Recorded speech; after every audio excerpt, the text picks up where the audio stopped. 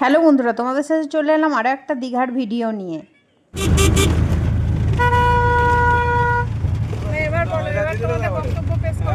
Hello guys, আমরা চলে যাচ্ছি এখন দীঘার জগন্নাথ মন্দির, যেটা খুব ভালো তীর্থস্থান।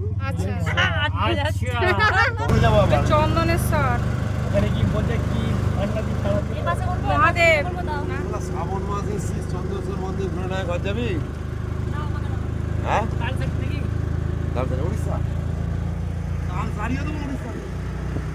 আমরা এখন যাচ্ছি দীঘার জগন্নাথ মন্দির দর্শন করতে, আর তার সাথে যাব উড়িষ্যা বর্ডারের কাছে চন্দনেশ্বর মন্দির দর্শন করতে। এই দুটো আজকের ডেস্টিনেশন। তো চলো, এখন মেরিন ড্রাইভের রাস্তা ধরে আমরা দীঘার উদ্দেশ্যে রওনা দিচ্ছি।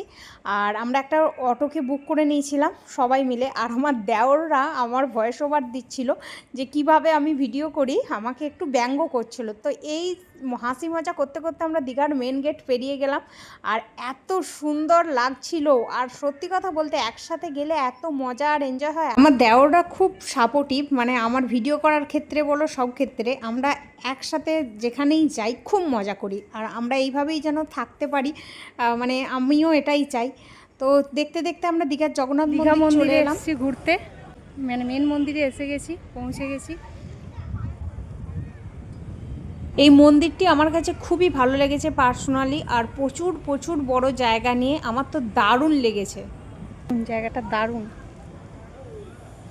এরপর পৌঁছে গেলাম ভিতরে মেন জগন্নাথ দেবকে দর্শন করতে, কিন্তু এখানে ভিডিও অ্যালাউ নেই, তাই ভিডিও বন্ধ করতে হয়েছিল। তারপর আমরা চলে এলাম চন্দনেশ্বর মন্দিরে।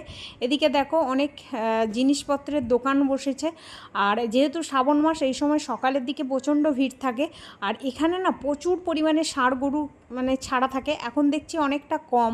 তো মন্দিরে প্রবেশ করে ঠাকুরের দর্শন করে নিলাম। এই সময় পুজো হচ্ছে, বিকালের দিকে আমরা যেহেতু গেছি একটু লোকের ভিড়ভাড়টা কম। তোমাদের কেমন লাগলো জানিও। আরও ভিডিও পেতে আমাকে অবশ্যই সাবস্ক্রাইব করো।